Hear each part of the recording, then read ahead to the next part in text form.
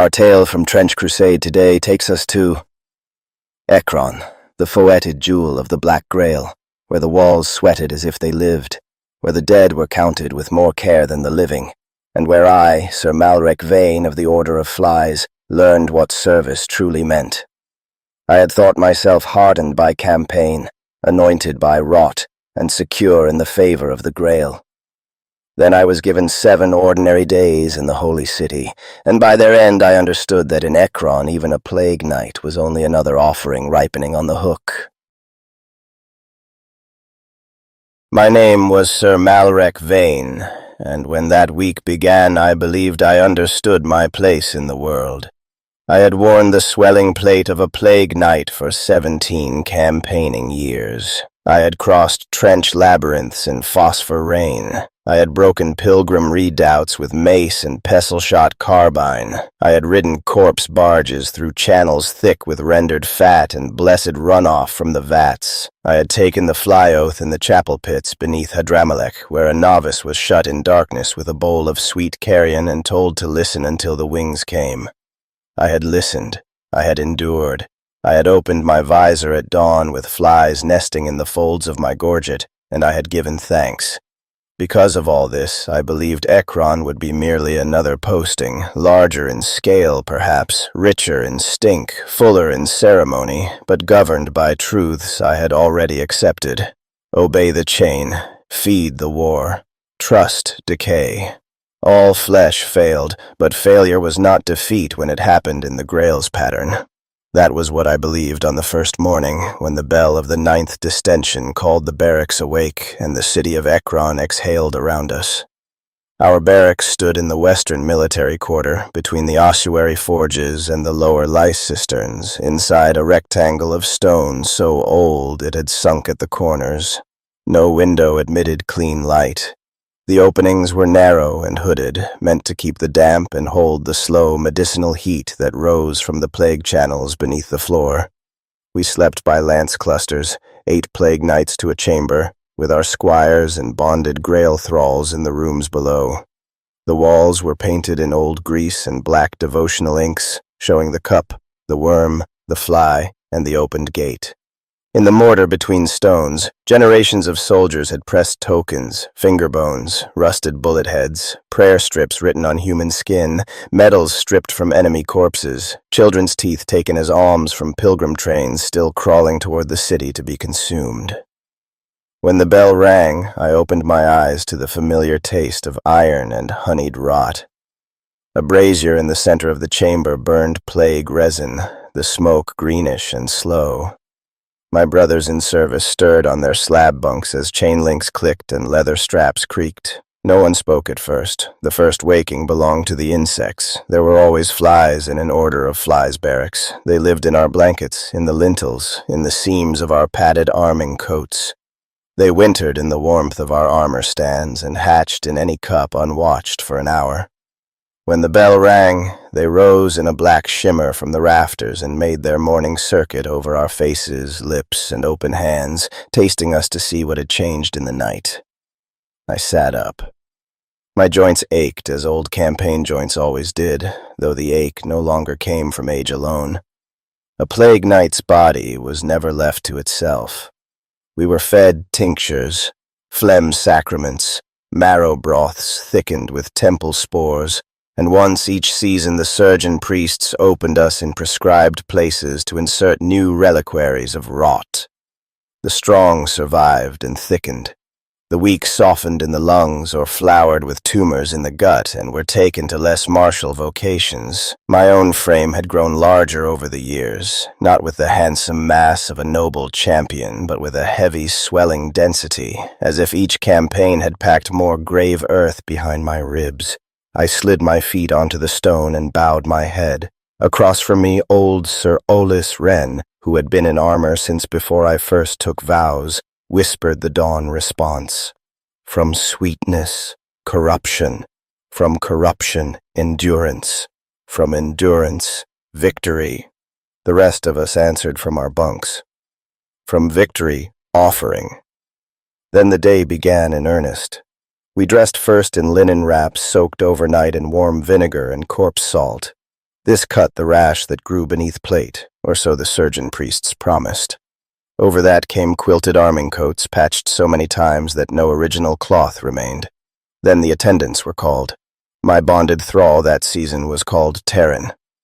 Once he had been a dock porter from Sidon, or so the scar patterns on his back suggested, though he no longer spoke enough to confirm it. The Grail had reduced him patiently rather than violently. His head was shaven, his teeth had been filed flat to keep him from chewing his own flesh during devotional fever. Brass hooks pierced both cheeks and held little curtains of fly charms that clicked when he moved. He smelled of ash broth and septic balm. He slept with the other bonded labor below our chamber and was brought up each morning with the armor servants, carrying my inner harness over his shoulder and my helm cradled like an infant. He knelt before me, eyes lowered, and presented the pieces in order. The arming of a plague knight in Ekron was not simple dressing. It was an operation, a devotion, and a daily medical emergency performed with military precision. My armor hung on a rack of black cedar and bronze beside my bunk. No two suits in the order were truly alike after years of repair, blessing, and growth. Mine had begun as the plate of a lesser noble household from the northern marches, taken in a duel I had survived by luck and foul weather. Since then, it had been refitted so often it no longer remembered its first shape. The cuirass bulged around the chest to make room for the reliquary cysts anchored below my collarbones.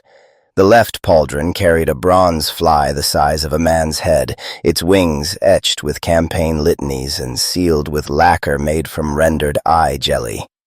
The greaves were ridged to channel away mud and bodily leakage. My gauntlets had gripping teeth inside the palms, useful when blood made weapon shafts slick. The whole suit was pitted, black-green, brown-red, and filmed with sacred oils that never fully dried. Terran began with the back brace. Another thrall, lame in one foot and missing most of an ear, tightened the chest straps while Sir Aulus inspected our seals. Each clasp had to be smeared with protective infection from the communal bowl. Each joint had to be fed a drop of lubricant mixed with fly larvae mash, else the hinges screamed in battle and gave away our movement. Once the cuirass sat on me, Terran opened the little bronze shutters built into its breast and checked the nesting chambers within. There were 6 of them in my plate, each no larger than a snuff box. Inside, in layers of softened lint and blessed scurf, lived the flies of my oath swarm. Not ordinary flies. Temple-bred black carrion flies marked by white specks across the thorax, raised in the womb pits below the basilica and fed only on sacrificial tissue. Their keepers said the insects carried memory from host to host, campaign to campaign. I never knew whether that was literal truth or the sort priests preferred, useful because it shaped behavior. Either way, each knight tended his swarm carefully. They nested in our armor's warmth. They drank from our reopened wounds. They were released in prayer, augury, and sometimes in battle.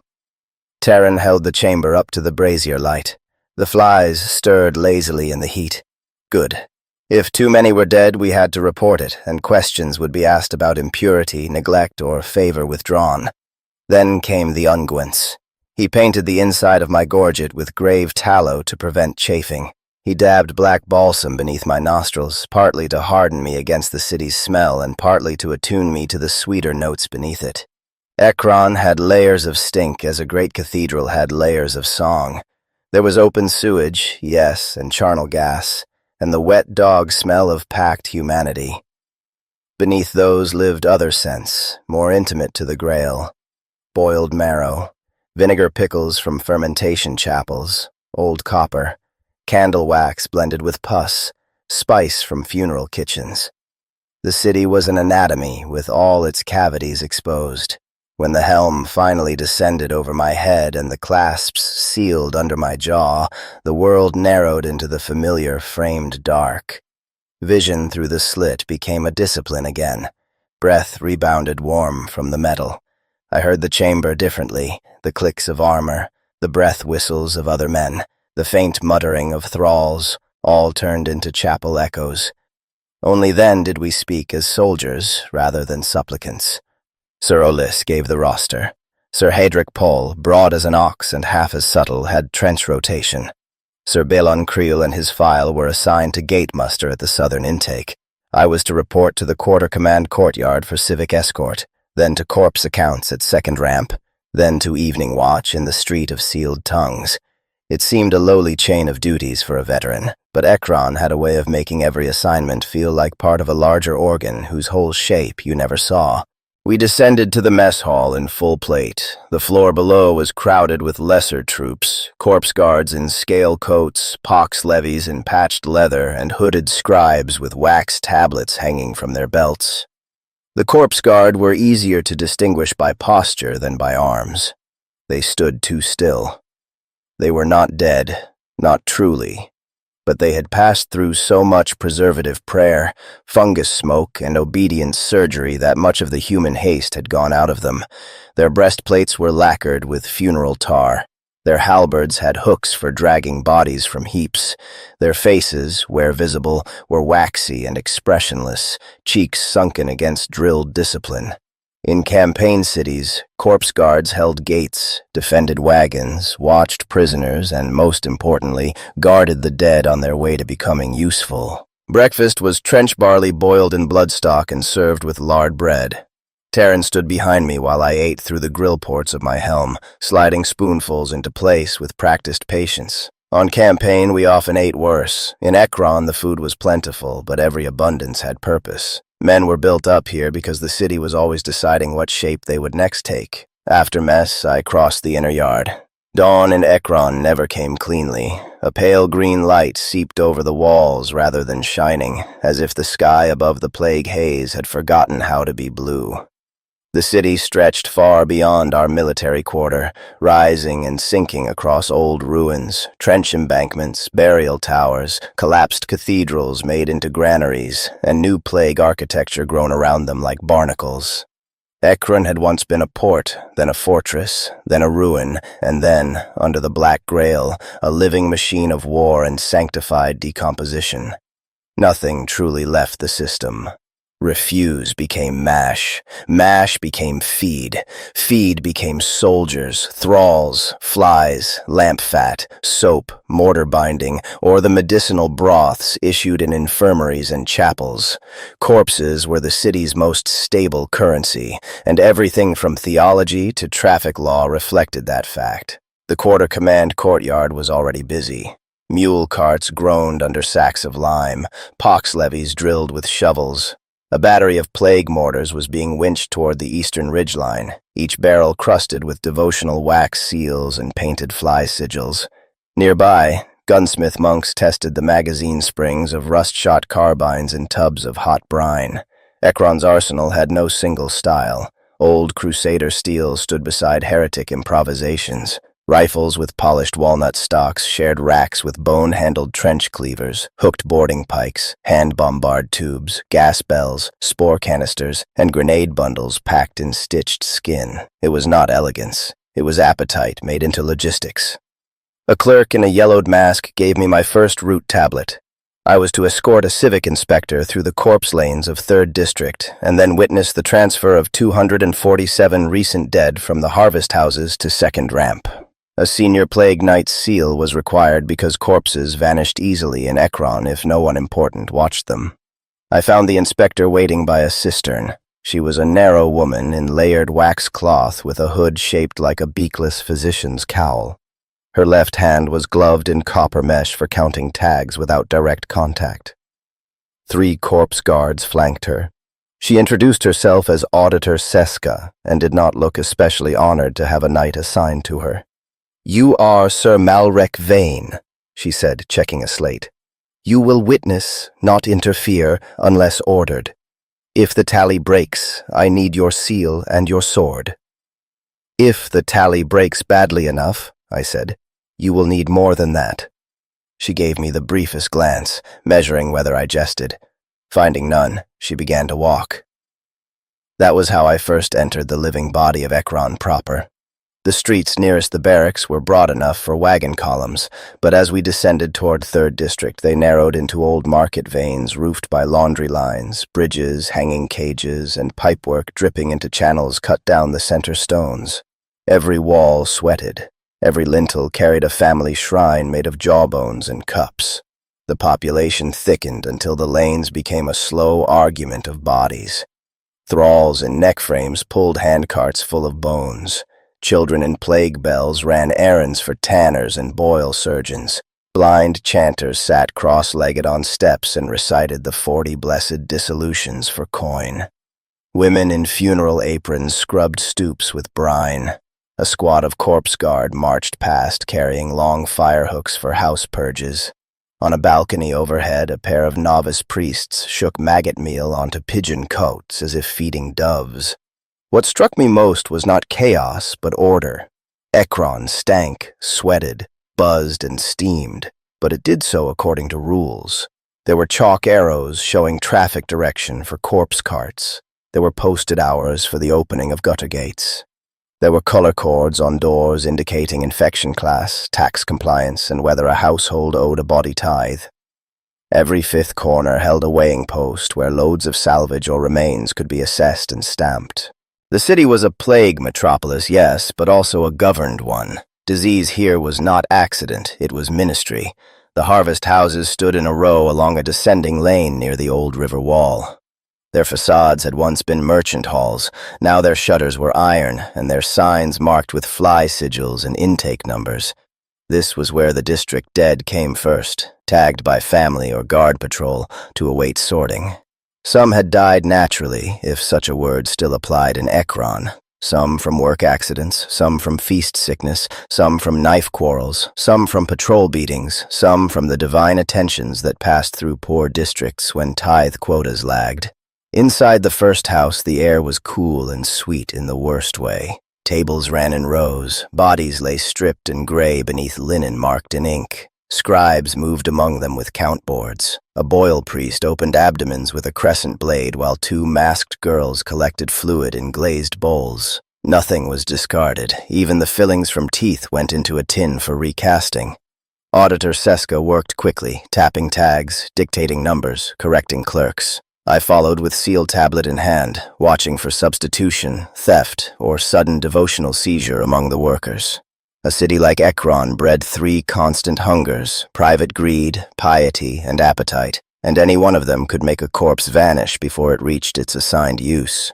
We passed through 4 houses and a walled yard where the overflow lay stacked beneath netting. Men with pole hooks loaded the day's accepted dead onto bone sleds.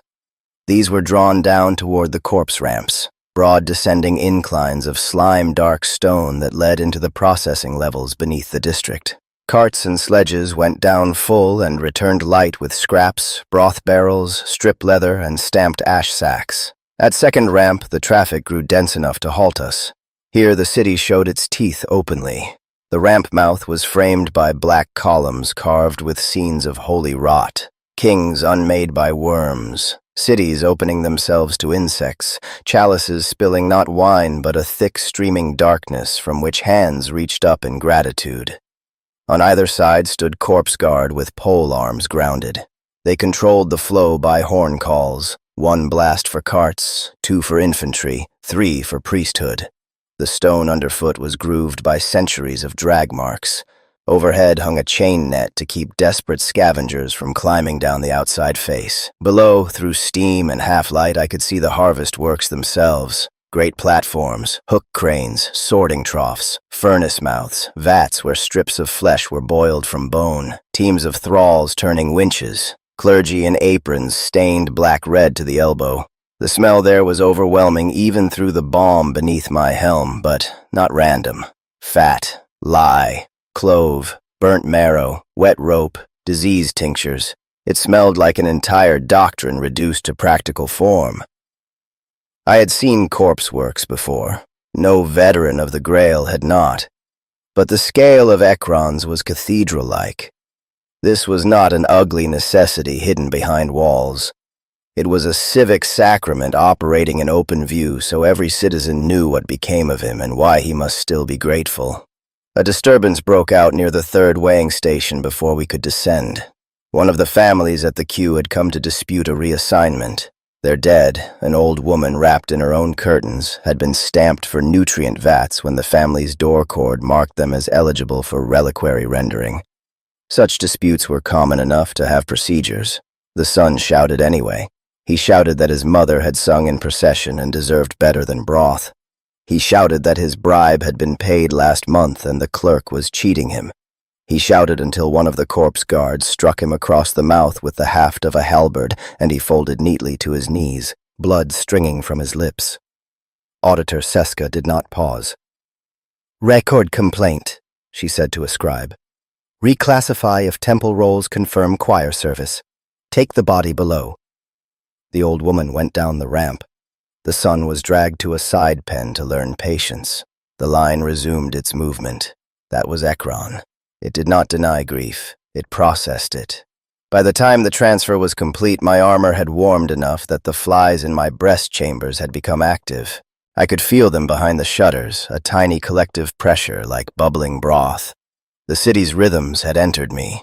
Wagon wheels on stone, horns at the ramps, distant chanting from the district basilica, the scrape of chalk signs being renewed. Somewhere above it all, church bells of the Black Grail rang the mid-watch offices, deep and damped, as if struck underwater. Hours passed in labor and shouting. The carts rolled, the ledgers filled, and the dead went down. I began to understand why Ekron's officer corps spent so much effort on corpse accounting. Men mutinied over bread, cities fell for lack of powder, but an army like ours also rose or weakened according to the quality of the dead brought home.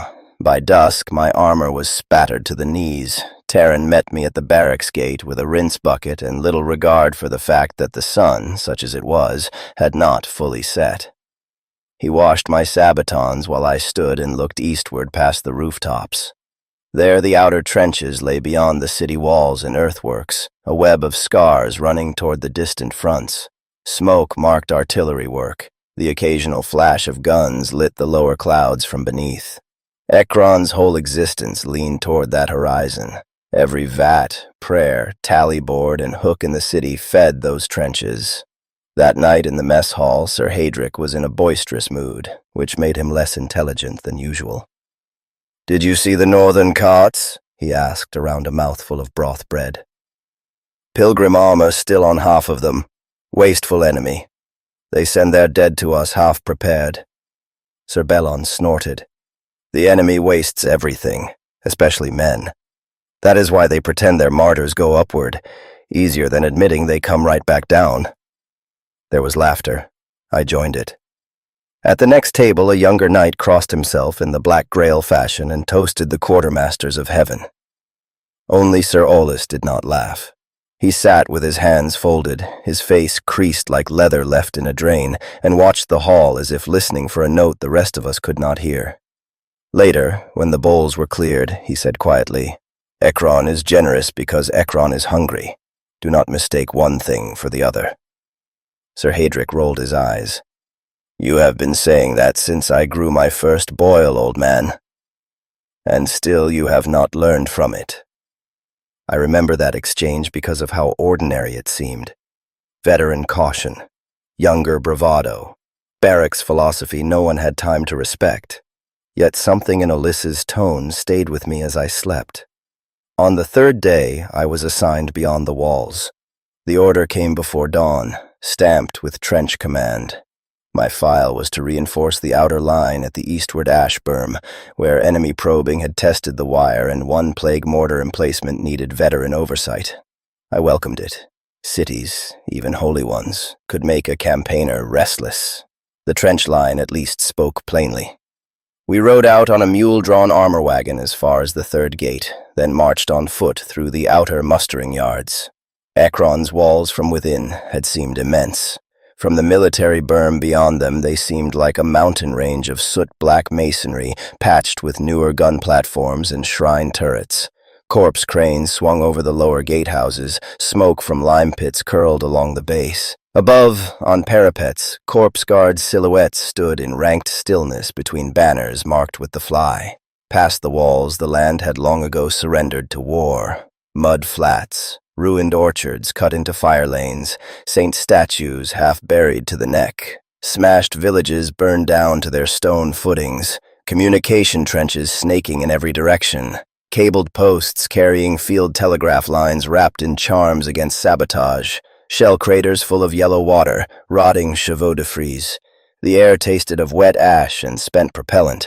The eastward ash berm was less a single trench than a braided defense. Front fire trench, support trench, traverses, dugout wells, ammunition pockets. Listening saps thrust forward like probing fingers. The garrison there was mixed. Pox levies in the firing bays, corpse guard on reserve posts, 2 plague mortar crews, and 1 scratch platoon of Grail thralls used for carrying ammunition, repairing revetments, and rushing wire under fire. If a bonded Barracks thrall was a diminished person, a Trench Grail thrall was something harsher. These had been selected for durability above all else.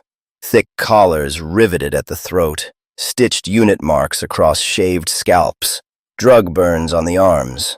Some still retained strong shoulders and quick eyes. Others moved with devotional vacancy, responding only to whistle codes and the rod taps of their overseers. They carried boxes, fascines, sandbags, bodies, whatever the line demanded. When they died, as many did, the trench quartermasters tagged them and sent them back to Ekron by dusk. The berm commander, a boil-scarred captain named Dress, showed me the sector. Enemy rifles there, 200 yards. Their trench chapel behind the second rise. Snipers in the broken olive mill when weather clears. Mortar pit here. Sap soft after last night's rain. We expect a test at dusk or before. Strength? Enough to annoy us, not enough to take ground unless they are stupid or blessed. That was most trench warfare reduced properly. I spent the first hours moving the line, checking parapet height, inspecting weapon fouling, correcting the angle of a wire drag. Men always stood straighter when a plated veteran appeared in their bay, and not only from respect. My sword embodied the promise that the city noticed this mud and intended to keep it. That mattered. Around midday, a little rain began, thin and filthy. It brought out the smell from the trench walls, a rich graveyard damp mixed with the sweeter miasma of plague charges stored under tarps. Flies clung beneath my pauldron edges where the rain could not touch them. In the mortar pit, the crew unwrapped one of the blessed rounds for my inspection. A plague mortar shell was a blunt metal cylinder with wax seals over the vents and a prayer strip wound around the body. Inside sat not high explosive alone, but a mixture of splinter metal, grave mold, bile concentrate, and temple-cultured infection chosen according to the target. This batch was marked for fortification denial and morale collapse. In plain terms, it burst dirty and made the survivors wish it had killed them. I signed off on the load. The enemy test came as Captain Dress predicted, close to dusk. At first it was only rifle fire, sharp cracking across the wet distance as their skirmishers tried our line. Our pox levies answered from the bays. Mud spat from the parapet. A man 2 bays down lost an ear. Then came grenades lobbed high from behind the enemy traverse. 3, then 5, then a dozen, bursting in dirty white smoke and metal hiss. Under cover of that haze, a rush moved toward our wire. Dark forms in patchwork armor and chapel scarves, men howling prayers as if volume itself were a shield. "Stand to!" I shouted, though everyone already was. The trench shrank to mechanics. Fire. Work the action. Fire. A plague night in close defense was less graceful than on an open charge, but no less deadly. I braced my pestle-shot carbine over the parapet cut and fired into the rush, watching figures stumble and knot in the wire. Corpse guards behind the support traverse leveled their longer rifles and shot with machine steadiness. One of the Grail thralls ran forward under orders with a bundle of hooked poles to drag a burning section of entangled wire clear before it spread. He made it halfway before a bullet folded his knee sideways. Another thrall took the poles without waiting for the body to stop moving. Then the enemy found a shallow point left of the mortar bay and tried to come through in numbers. Captain Dress blew the charge whistle. I vaulted the firing step and waded into the traverse mouth with Sir Hadric, who had been attached from the adjacent sector and now appeared like an angry siege idol through the smoke. There was no room for mounted heroics in a trench lane. It became shield, mace, boot, blade. I remember a pilgrim fighter with his face hidden behind strips of scripture cloth lunging at me with a sharpened entrenching tool. I remember catching the blow on my vambrace and feeling the bite all the way to the bone. I remember my mace head caving his jaw through the wrappings. I remember Hadric's laughter, deep and terrible, as he used his shield rim to drive two men together against the trench wall while the pox levies stabbed between us. The plague mortar fired over our heads then, the recoil thumping through the berm. We all knew the sound and ducked on instinct. The shell crossed unseen into the smoke bank near the enemy wire. A moment later, the dusk turned green-white. Fragments screamed outward. Then a secondary cloud rose, thick, oily, and alive with drifting black motes. The enemy broke. Some fled at once. Some staggered away, clawing at their face wraps. A few still tried forward, as if sheer zeal might carry them through diseased lungs. Those we shot or dragged into the trench and finished by hand. When the firing dwindled to sniping and then to scattered pops, we stood in the rain breathing like forge bellows. The trench was slick with mud, blood, and spilled disease slurry from cracked shell boxes. Grail thralls moved among the wounded with stretchers. Corpse guards collected enemy dead first, ours second, according to doctrine. Use before sentiment. Night closed. The rain strengthened. Out in the wire, the stragglers coughed and moaned until the sound thinned. Captain Dress clapped my shoulder plate. "You have not softened in the city, Sir Malrec." "The city is what made this possible," I said, looking back toward the distant glow of Ekron beyond the earthworks. I meant it. Yet when the casualty tally was read, I noticed something I had not attended to before. Every wounded man fit for salvage was marked not only by severity, but by eventual civic destination if he failed recovery. Armor reclaim, bone density, organs intact, contagion class. Even at the trench lip, Ekron was already sorting the future dead. We returned after midnight with 3 carts of bodies and 2 of wounded. The gate clerks took us in with the same efficient impatience as merchants receiving turnips. I slept badly, my body still jerking at phantom impacts. On the 4th day, the city celebrated. The feast was called the Procession of Blessed Swarm, one of Ekron's lesser holy observances, though in that place even a lesser observance could clog 6 districts and empty 3 arsenals of ceremonial powder. It marked an old deliverance, the details disputed between clergy schools, but the practical meaning was simple. The city displayed its devotions, its military pride, and its selected miracles to itself and to any envoys passing through. Our cohort was ordered to parade in full campaign plate as honor guard for the Western Procession branch. This meant more polishing than any knight of the order preferred. We did not shine our armor to mirror brightness, which would have seemed vain and doctrinally suspect, but we did burnish the sacred fly emblems, reset the trophy chains, and wash the heavier battlefield filth from the plate. Terran worked over my cuirass for an hour with wax cloth and green oil until the bronze fly on my pauldron gleamed like a wet beetle. Ekron transformed itself for feast days without ever becoming pleasant. Banners were hung between towers, stitched from funeral cloth and dyed in bruise colors. Lamp poles were crowned with cages of live flies released at the sounding of each district bell. Market lanes filled with vendors selling sweet black buns, plague charms, cheap relic scraps, and strips of printed prayer skin. Families emerged in their better masks. Thralls were brushed, collared, and in some cases painted with devotional spirals so they resembled moving pottery. Even the corpse ramps were garlanded, their railings looped with bone beads and smoked flowers. We formed up near the Basilica of the Third Cup, one of Ekron's major temples. Its dome had collapsed generations before and been replaced by a web of iron ribs covered in green glass, so from below it looked as if a giant diseased thorax arched over the square. The steps were crowded with clergy, mendicants, quartermasters, officers, and delegations from other plague orders. I saw armored envoys bearing the pustule sigils of the Order of the Leprous Lance, and 2 hooded sisters from the Chalice of Ashes, their sleeves moving strangely as if many hands hid within. The procession began with sound. Drums made from stretched hide boomed a marching pulse. Brass horns with flywing bells answered. Choirs of children, many pockmarked or blind by ritual selection, sang in high, thin voices about fruitfulness, decay, and the mercy of being made useful after death. Then came the lines themselves.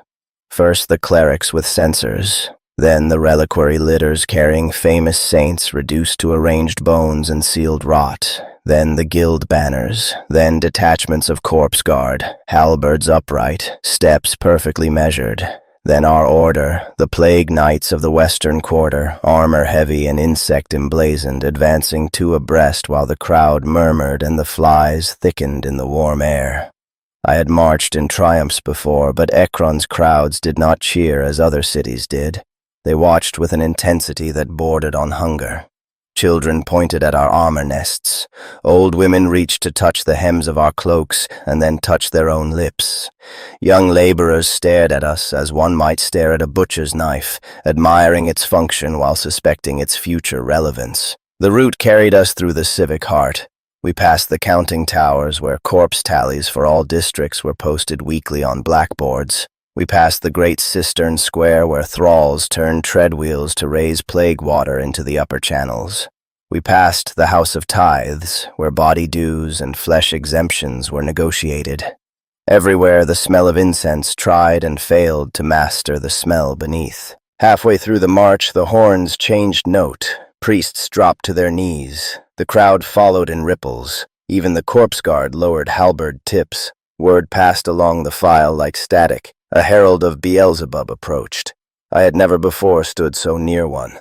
Among the Black Grail, rank and sanctity often twisted together until one could not say where command ended and revelation began. A herald of Beelzebub was not merely a senior cleric or war leader. He was taken for a visible answer, a mobile proclamation of the Black Grail's favor, one whose body had been made into scripture by stages of corruption most men could neither survive nor witness calmly.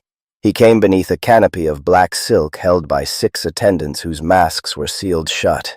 At first glance he seemed mounted, but then I realized the thing carrying him had once been several men, fused or harnessed together beneath drapery to form a low moving throne of shoulders, backs, and bent limbs.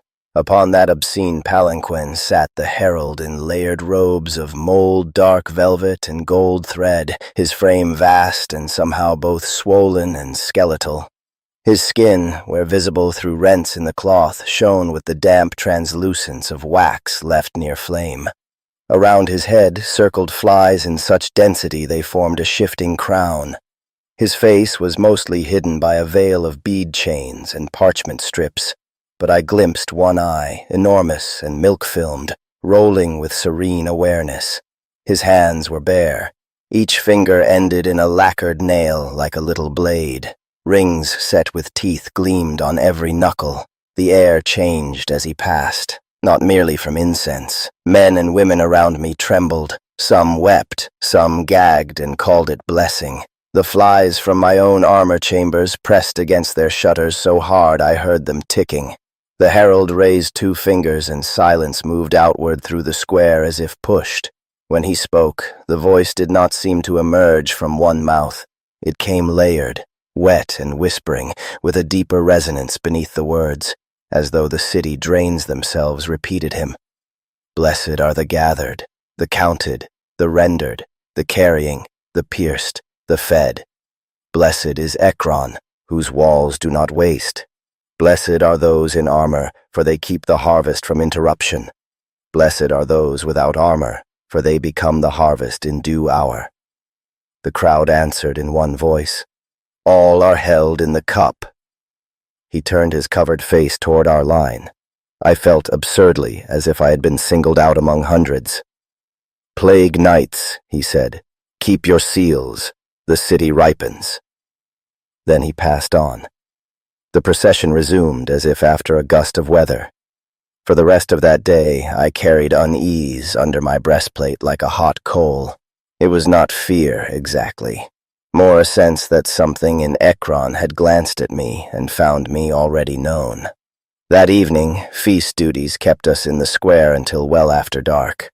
I saw drunken pox levies wrestling beside a relic stall, corpse guards beating back a crowd that surged too near a saint litter, children catching released flies in their mouths for luck. Near the basilica steps, a line of families knelt to petition for corpse-class upgrades should their elderly kin die before winter. Festival and administration never truly separated. I returned exhausted, but sleep still came slowly. The herald's blessing sounded in my helm long after the last horns faded. "The city ripens," he had said. On the 5th day I was summoned upward. No soldier in Ekron liked unexplained summonses from the upper quarter. Promotions and punishments alike moved through those halls with the same quiet feet. The order tablet bore the seal of the Tumor Court, and that alone changed the temper of the whole barracks. Even Sir Hadric stopped joking. Terran knelt longer than usual while fitting my harness. Sir Ollis fixed my gorget clasp himself, a courtesy he had not shown me in years. "Mind your tongue," he said. "Always. Not enough. Mind what you agree to understand." I wanted to ask what he meant, but a younger knight under summons did not admit uncertainty before an elder. I saluted and went. The upper quarter of Ekron occupied the old Acropolis and the newer growth around it, a layered district of command houses, basilicas, noble barracks, plague gardens, archives, and the residences of those high enough to think of themselves as organs rather than citizens. Access was tightly controlled. At each gate, I showed my seal. At each court, another clerk read my assignment with mildly greater interest. The architecture changed as I climbed. Below, Ekron was crowded and sweating. Above, it was spacious, which somehow made it more sinister. Courtyards of black stone, pools skinning over with medicinal film, colonnades wrapped in dead vine, tower bridges with braziers burning perfumed smoke to mask, imperfectly, the more intimate smells of surgery and decay. At the summit stood the House of Auspices, where the Lord of Tumors held lesser audiences when not withdrawn into deeper sacral chambers. I had seen the title on dispatches and heard the Barracks stories, as every soldier had.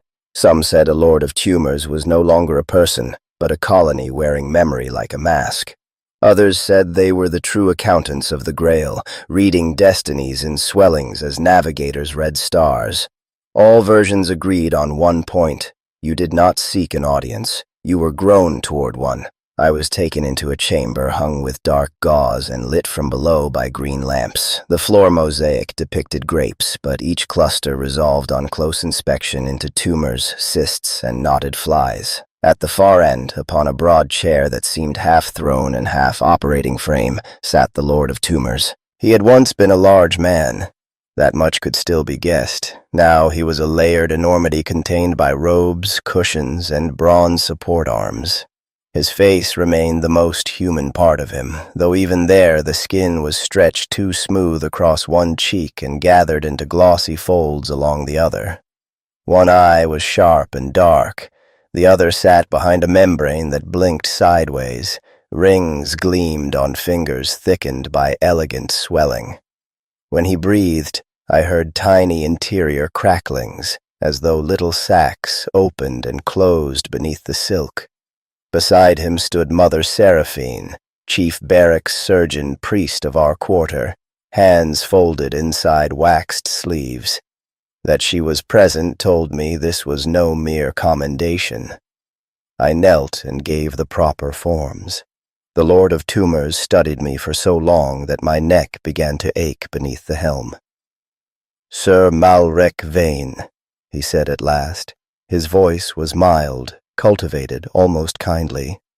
17 years in campaign service, 3 severe battlefield recoveries, 2 recorded septic bloomings survived, good trench discipline, strong integration with ritual swarm, above-average adaptation to Ekron's medicaments.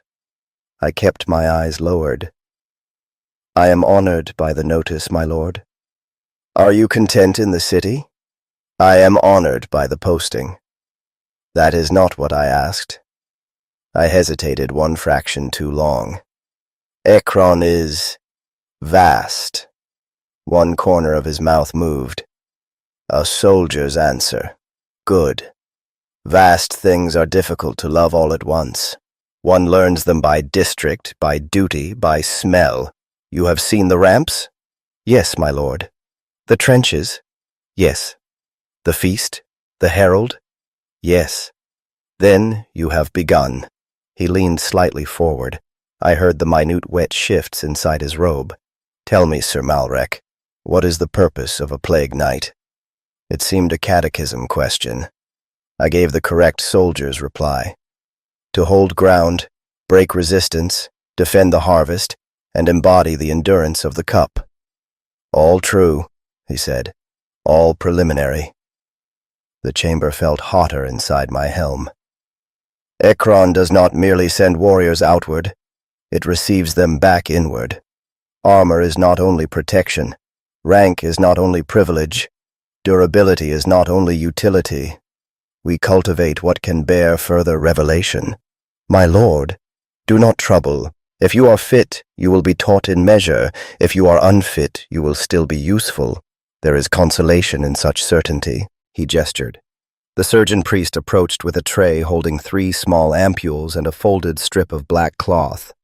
You are selected for interior readiness observation during your present week, said the Lord of Tumors. Additional rations, altered medicaments, sleep reporting, lesion measurements, and devotional attendance at 6th bell tonight. Consider it a favor. I knew enough not to refuse. I received the cloth on my palms. It was a new gorget liner embroidered inside with silver fly patterns and damp with some medicinal oil. Wear this, he said. Let the city listen closer to your breath. Then, with terrible casualness, he added, Even the strongest armor is a husk by design, Sir Malrec. Remember that. I left the chamber with every instinct screaming that I had been honored and marked in equal measure. The rest of that day passed in strained clarity. I reported to Mother Seraphine, who did not seem surprised by the summons. She replaced my existing gorget liner with the gifted cloth and administered a thicker black draught than usual. It tasted of cloves, blood, and something floral beneath, almost pleasant until the burn reached the chest. Observation, she said while noting my pulse. You may dream more vividly. If you cough up wing cases or teeth, keep them in the provided jar. Is that common? Common is a poor category in Ekron.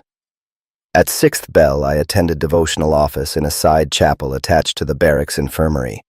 Only 7 of us were present, all veteran knights or senior officers. The prayers were quieter than feast rites.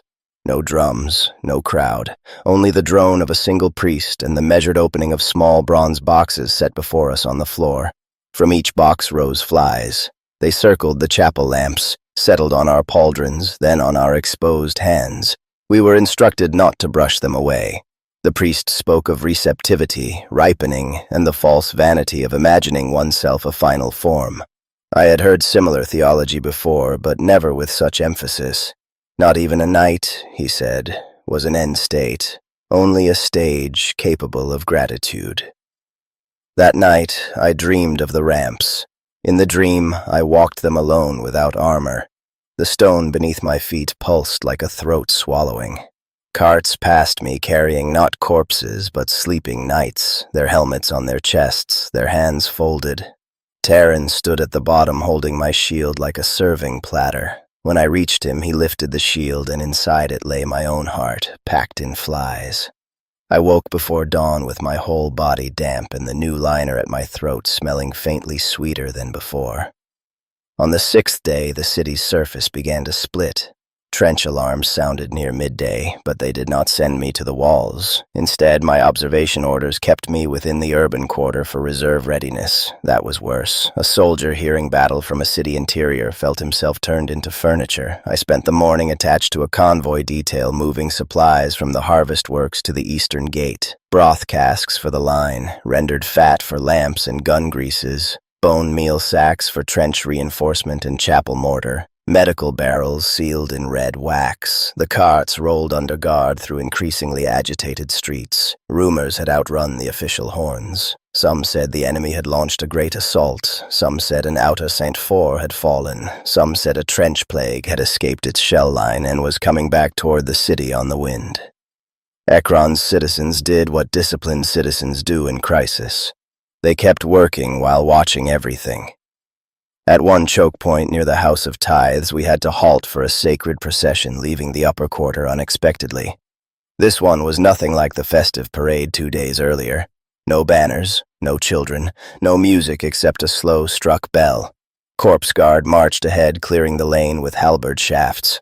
Behind them came surgeon priests carrying covered basins, then 4 litters bearing sealed black coffers, then a line of hooded plague knights from no cohort I recognized, their armor smoother and more fused than ours, faces wholly hidden, flies gathering thick at the vents. At the center of the column, walking rather than borne, was the same herald of Beelzebub I had seen in the square. Up close, in daylight, he looked even less like a thing meant for ordinary scale. Each step seemed both deliberate and slightly delayed, as if his lower body obeyed a different timing from the upper. Beneath the robe hem I glimpsed too many ankles, or perhaps not enough, the movement concealed by drapery and attending flies. Citizens threw themselves flat in the gutters as he passed. Even the convoy mules trembled and had to be beaten still. He stopped near our halted lead cart. No one had addressed him. No herald had announced a pause, yet the whole street froze. The flies from my armor chambers rattled behind their shutters. His veiled face turned. I knew before he spoke that he was addressing me. "You have been open to notice," he said. The words were soft. I heard them as clearly as if he stood inside my helm. "I have been granted observation, Blessed One," I answered, unsure whether my voice would hold. "Observation is a kind word. Fruit is observed. Casks are observed. Wounds are observed." He lifted one hand. The nails gleamed. A single fly broke from the crown around his head and landed on the grill of my helm. "Do not harden yourself against sweetness, Sir Malrec. Many do. It is unbecoming in the finely faithful." Then he walked on. The convoy resumed because command and fear both demanded movement, but for the next hour my gauntlet itched uncontrollably around the weapon grip. I could not stop thinking of the Lord of Tumors, of Mother Seraphine's line, of Aulus's warning, of the chapel sermon on stages and forms. That evening the truth moved closer. I found Sir Aulus alone in the armor chapel after mess, seated on a bench with his left pauldron removed and Terran helping another thrall drain a sack beneath his arm. He waved them off when he saw my face. "You have the look," he said. "What look?" "The one I had the week they first summoned me. Sit." I sat. For a time he said nothing, only rewrapped the cloth under his arm with old steady hands. At last he asked, "What have they told you?" I recounted the audience carefully. The observation, the liner, the chapel, the herald in the street. He nodded throughout as if hearing weather reports from a region he knew well. "Why did no one say?" I asked. "Because nothing is said until it must be. Because some men are not chosen. Because some are and fail before knowing enough to matter. Because the Barracks survives by leaving certain understandings half buried." He fixed me with his old rheumy eyes. "Because if a young knight knew from the beginning that his strength might recommend him not upward into command but inward into consumption, many vows would be taken with worse cheer." The word hung between us. Consumption? Not always literal, not always immediate, but never metaphor alone. Ekron cultivates elites the way orchards cultivate late fruit. The strongest bodies, the most obedient legions, the men whose armor and flesh have learned each other too well, they are watched. Some become hosts for higher devotions. Some are partitioned into reliquary offices. Some are opened and remade into those smoother brothers you saw today. A few rise, if rise is the word. Others are simply harvested with more ceremony than common soldiers. I felt anger first, hot and almost relieving. "We are veterans, not cattle." Olis gave a dry laugh with no joy in it. Ekron has no contradiction there. He leaned nearer. Did you think the city's theology stopped at the poor? The Grail wastes nothing, Malrec. Not beggars, not thralls, not knights. We preach that every stage gives way to another. We only whisper the stages for men of rank because rank imagines itself exempt. And you? Were you chosen? Were you? He looked away. Twice observed. Once rejected by fever. Once by fracture. Since then I have lingered usefully old, which is its own disguise. That explained more than I wished to know. Can I refuse? Now he looked at me with something like pity. Refusal would only change the form of your offering. If you are fortunate, the war will claim you first. If not, then you will learn what part of you Echron values most. We sat in the corpse lamp glow while the flies moved lazily among the rafters. I wanted to denounce him as bitter. I wanted to say this was elder weakness, the superstition of men who had survived too long. But I had seen too much in 6 days for that lie to hold. When I returned to my bunk, Terran was waiting with the night's medicament jar and observation slate. His eyes remained downcast as always. Yet when he handed me the cup, his fingers brushed my gauntlet, and for the first time he deliberately looked at me. There was knowledge in that look too, not rebellion, not warning even. Only the exhausted recognition of one creature seeing another approach the same chute by a different gate. I did not drink the full cup. I poured half into the brazier when no one watched. Sleep still came. Whether from the half-draught or my own exhaustion, I cannot say. The dream that followed was clearer than the first. I stood in full armor inside the House of Auspices. My cuirass had grown roots through my ribs. The Lord of Tumors descended from his dais not by walking, but by unfolding from it like a great cloak full of hidden limbs. Around us stood ranks of plague knights with their helmets removed. Their faces were blank, skin smooth and damp, mouths sewn shut except for breathing reeds. The Lord placed his hand on my breastplate and said very gently, "At last, soft enough." I woke with my own hand clawing at the gorget liner. On the 7th day I understood the shape of the week. The alarm sounded before dawn, not a drill bell, not a feast tone, a deep repeated city horn that meant simultaneous emergency, military and sacred. Boots struck stone, thralls shouted below. In the yard, officers were already bellowing file assignments. The outer trench sectors east and southeast had come under major assault in the dark, and at the same hour a structural collapse had disrupted one of the lower harvest conduits beneath 3rd District. That meant battle at the walls and a corpse bottleneck in the city, the two crises Ekron hated most because each starved the other. Our cohort split 3 ways.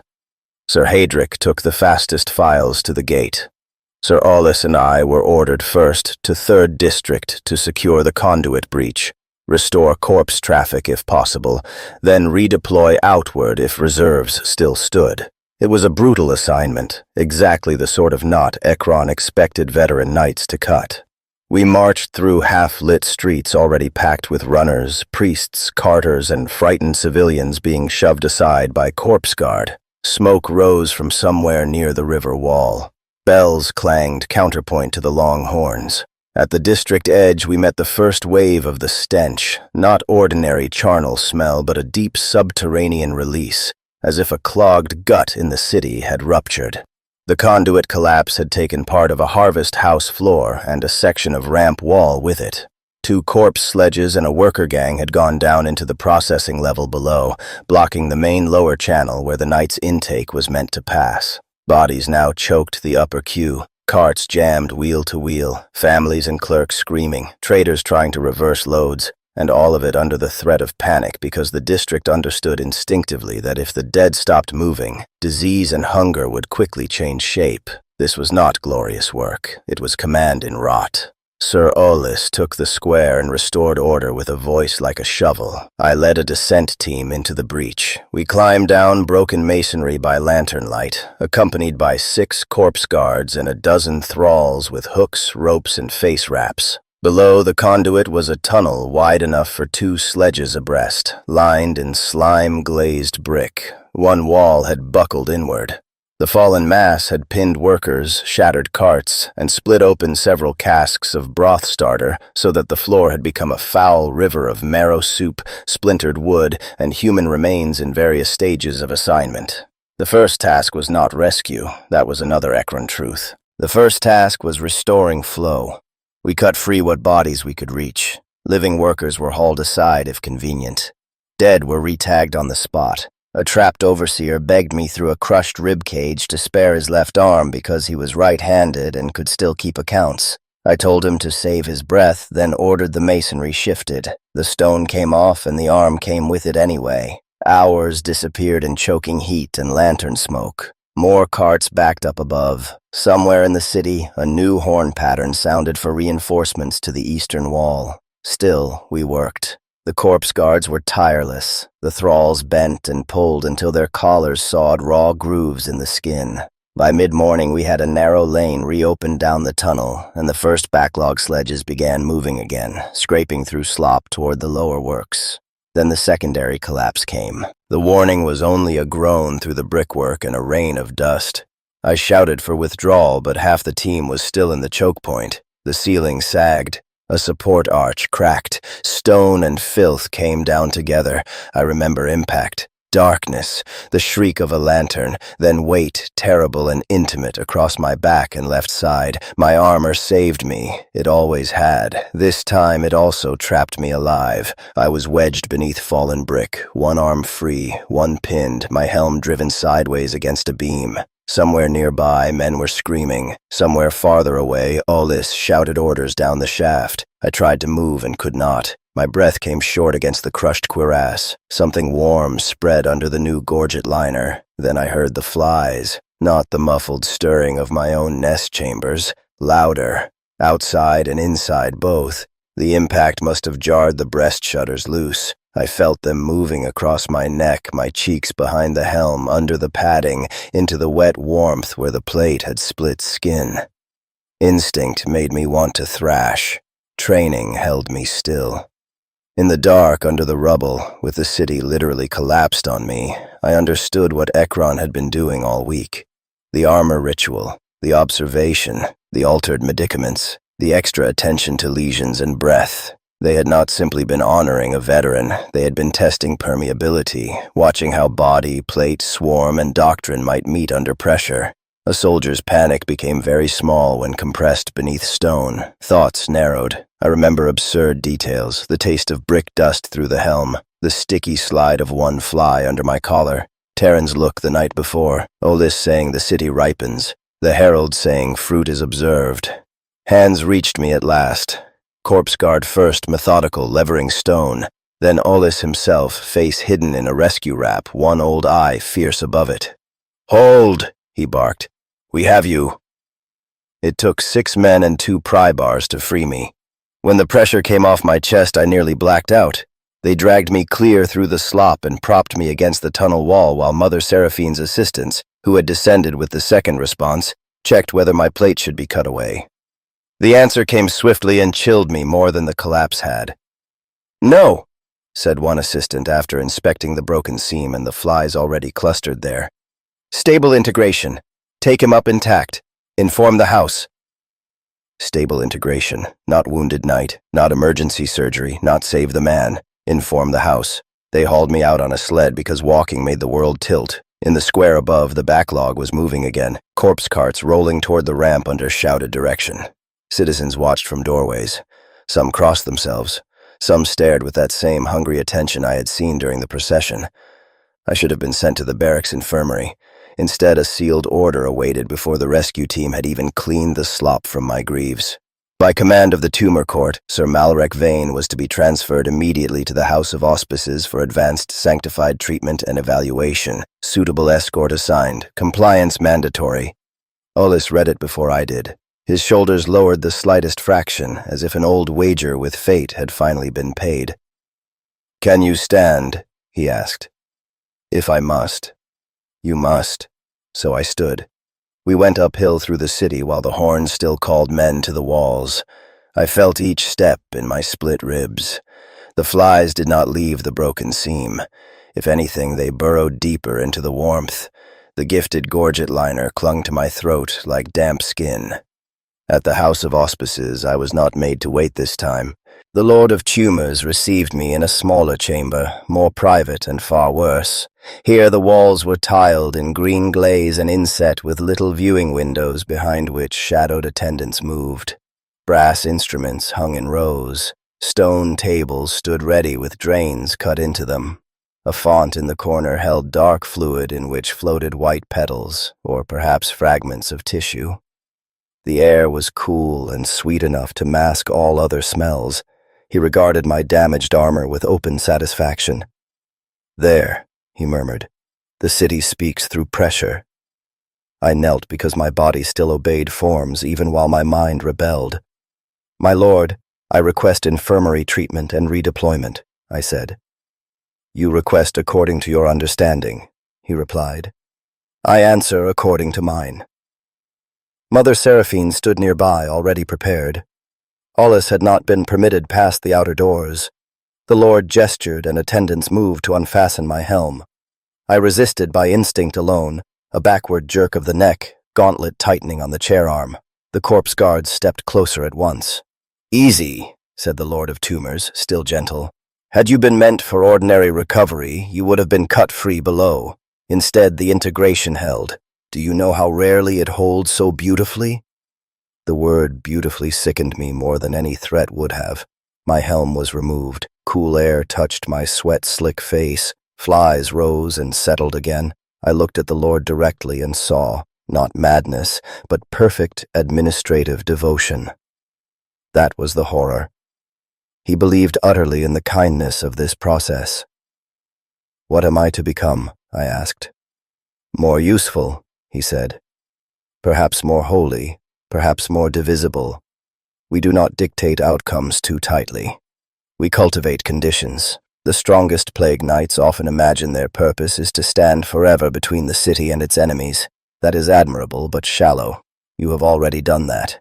Ekron now asks whether you may stand between one stage of sanctity and another, whether your armor may cease to be a shell and become a vessel, whether your swarm, your legions, your trained endurance, and your disciplined fear may feed a greater office." He tilted his head. "Even now you think in terms of death. How soldierly. This is not necessarily death. And if I refuse, you do not." The attendants cut away the broken section of cuirass, but only enough to expose the wound seam and the breast chambers. Black flies clotted there, drinking. The Lord leaned forward, fascinated as a vintner at first opening a cask. "You see?" he whispered. "Ripeness." Then I understood the final truth of Ekron, the truth hidden beneath all its military exactness and civic order. The city did not merely consume the dead, it cultivated the living for suitable forms of consumption, and the higher one rose, the more elaborate the appetite became. Barracks discipline, armor ritual, trench glory, public procession, sacred honor, all of it fed the same machine. We knights had thought ourselves wardens of the harvest. We were also its premium crop. I wish I could tell you I fought free then, that I took a surgeon's knife and carved my way out through priest and guard alike, that I fled downhill into the choking streets, rallied some hidden faction of doubters, and set fire to the ramps. But Ekron does not often reward clarity with escape. What I did was smaller and perhaps for that reason more human. When Mother Seraphine bent over my exposed chest with the silver instrument she had used on me days earlier, I seized her wrist. My other hand, still free, snatched the little bronze latch of my nearest swarm chamber and tore it wide. The flies burst upward in a black sheet straight into the Lord of Tumor's face and the surgeon's eyes. They were not weapons in any ordinary sense. They could not kill a being like that, but surprise still belonged to all flesh. The attendants recoiled. One screamed. Mother Seraphine tore away, slashing my ribs instead of whatever inner place she had meant to reach. The Lord flinched back with a wet hiss as the flies covered his mouth and one bright eye. I used that heartbeat of disorder to rise, half-armored and bleeding, and rammed my shoulder into the nearest corpse guard before he had fully set his stance. He hit the tiled wall hard enough to crack glaze. I seized his halberd, swung blindly, and opened the throat of an attendant from chin to collarbone. Dark blood struck the floor drain steaming. Then more guards were on me. I do not remember every blow. I remember breaking the haft and using the jagged butt as a club. I remember Mother Seraphine shouting not to puncture the lesion sites. I remember the Lord of Tumors retreating not in fear but in furious disappointment, as if I had spoiled a careful essay. I remember getting as far as the outer corridor before a weighted net took my legs and crashed me to the floor. After that came restraint, prayer, and needles. The final hours of the seventh day blur. Whether from blood loss, drugs, or the swarming dark in my own head, I cannot order them perfectly. I know Ollis reached me once. I saw him through bars or straps or some frame while attendants argued behind screens. He stood very straight despite his age. "I am sorry," he said. "Kill me," I think I told him. Perhaps I only thought it. His face broke, just once. If I could do that and still save anything of you, I would. Then he was gone. I remember being moved, not to an execution cell, but to a lower chamber warm as a womb. My armor was not removed entirely. That mattered more than anything. Pieces stayed on. The breast chambers stayed near. The new liner remained at my throat. I was laid within some half-rigid frame where plate, cloth, and flesh could be bound in alignment. Above me, through fever and dim lamps, I saw rows of niches in the wall. In each stood a shape roughly man-sized. Some wore armor fused into smooth contours. Some were bare to the chest with reliquary doors set where the sternum should be. Some breathed shallowly. Some did not. Flies moved among them like priests tending candles. At some point, the herald's voice came from the dark beyond the lamps. "The war requires walls," he said. "The city requires orchards. Blessed is the knight who learns he may be both." I tried to curse him. My mouth barely moved. So here is what I came to know by the end of that week. Ekron was not monstrous because it was filthy, nor because it rendered its dead, nor because it yoked theology to logistics more honestly than cleaner civilizations dared. All of those things were merely its skin. It was monstrous because it was sincere. It truly believed that to value something was to use it fully, and that the greatest honor available to any being was to become inseparable from the machine that consumed him. The poor learned this first through tithe and labor. Grail thralls learned it through collars. Corpse guards learned it through the draining away of self until only function stood upright. Plague knights, proud fools that we were, learned it last, because armor let us mistake enclosure for exemption. I had gone to Ekron believing I was a veteran officer sent to witness the city. In truth, the city had been witnessing me from the moment I crossed its gates, tasting my wounds, weighing my discipline, listening to my breath through borrowed cloth, deciding what manner of future I might sustain. If you ask whether I escaped in the end, then you ask the wrong question for this kind of tale. A man might escape a battlefield by running. He might escape a prison by breaking stone. But how did he escape a theology that had already entered his scars years before he understood its full intention? How did he flee a city that had built the next version of him inside its own imagination long before he arrived? I can tell you only this. When the 8th bell sounded somewhere above that lower chamber, the flies in my opened breast chambers settled all at once as if hearing a command I could not. The attendants came with bowls and lamps. A priest began to chant the office for interior cultivation, and I, Sir Malrec Veyn, veteran plague knight of the Order of Flies, at last understood that even my dread was not outside the ritual. It, too, was being harvested. That was the week Ekron taught me what service meant. Not to stand against death, not even to deliver it, but to ripen for it so completely that the city could call the moment of your taking a sacrament, and all who witnessed it would bow their heads and give thanks.